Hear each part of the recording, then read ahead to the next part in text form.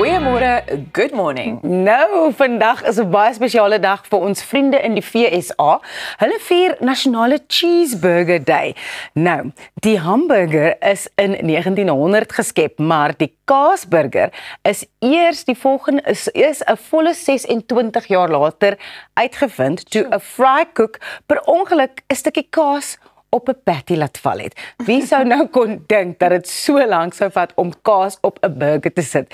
In elk geval, terwyl jy dink aan watter burger jy wil bestel, Elsa, laat weet ons wat op hierdie belangrike dag op Goeiemôre Good Morning gebeur. Ja, behalwe vir die feit dat ek nou rasend honger is. Baie dankie, Ras.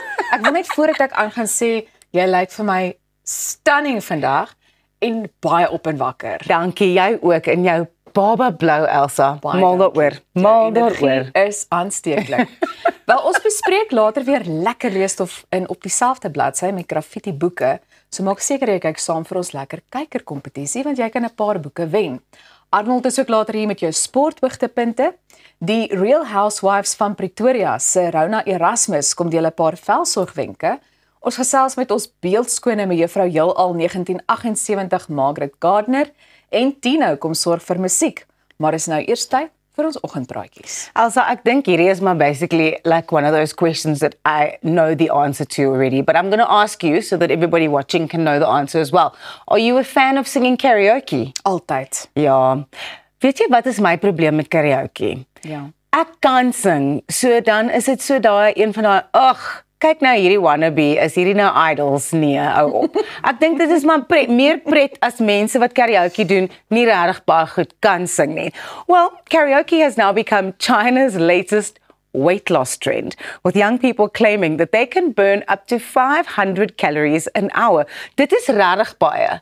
Dit is regtig baie, want as ek nou 'n CrossFit klas doen of wat ook al, is ek so hier by 450, dalk 400. So hierdie is baie kalorieë in 'n uur.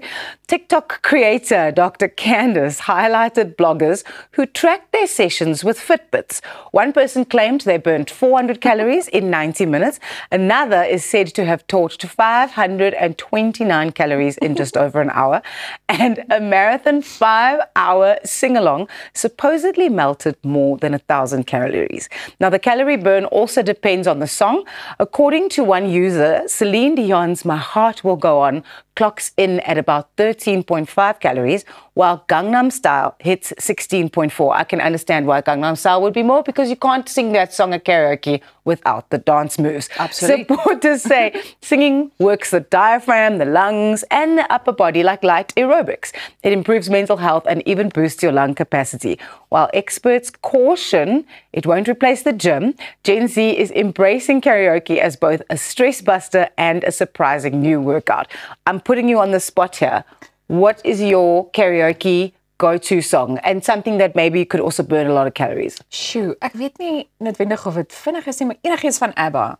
Ja. Ek dink dit is nogal 'n gewone go-to vir baie mense. Ja, en ABBA vir jou is ook inspiring of table dancing. So ek kan verstaan hoekom nou ABBA so bietjie Jy sien. baie kalorieë sal verbrand. En Take a Chance on Me was juis geskryf na aanleiding van 'n drafsessie. Ek weet nie of jy dit geweet het nie, Ek maar het ja, nie. die ritme van Take a Chance on Me.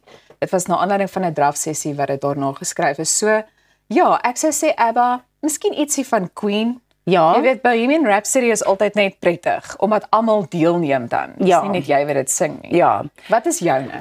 Ek sou sê ook 'n bietjie ietsie like an oldie, a bit of a throwback. Ek sou sê Bonnie Tyler se Holding Out for a Hero. Och, lekker. Daai hartklop gaan so vinnig gaan. Dit sal lekker kalorieë brand. Ja. Ek dink hierdie is vir my baie interessant want ek meen jy het nou verwys na 'n CrossFit sessie. Ek dink byvoorbeeld aan 'n sessie op die trapmeel ook. En ek kom ook nie by 500 uit in 'n halfuur nie. Miskien in 'n uur sal ek daarby kan uitkom. Maar ek dink hierdie is baie makliker en lekkerder. Ja. Jy weet, en 'n mens lyk darm nog steeds goed ook te doen na die tyd.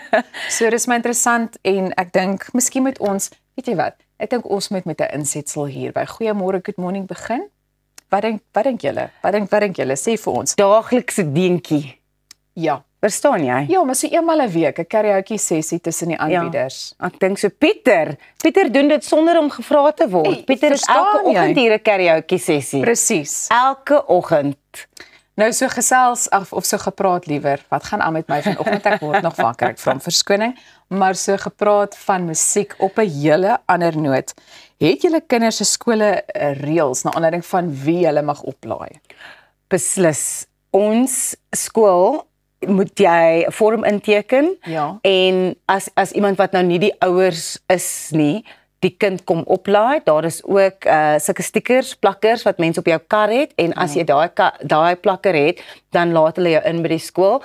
Selfs as jy as ouer daai kind vroeër gaan oplaai, moet jy 'n vormpie invul, presies vir die skool vertel hoekom die kind vroeg loop en dan moet jy daai klein vormpie wys by die sekuriteitshek soos wat jy uitry. So dit is die sekuriteit is baie goed by ons kinders se skool. En ek dink is belangrik. Wel, 'n oupa in Sydney het 'n groot herrie veroorsaak toe hy per ongeluk die verkeerde kind vanaf 'n kleuterskool huis toe geneem het.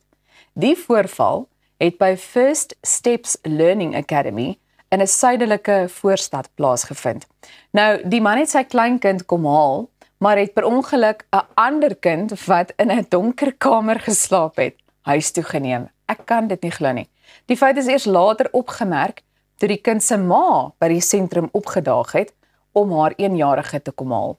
Die oupa was verpletter toe hy sy fout agtergekom het en het dadelik die kind teruggebring. First Steps Learning Academy het hierdie spesifieke en betrokke werker aan diens geskort en gesê dat die veiligheidsprosedures sedertdien verskerp is.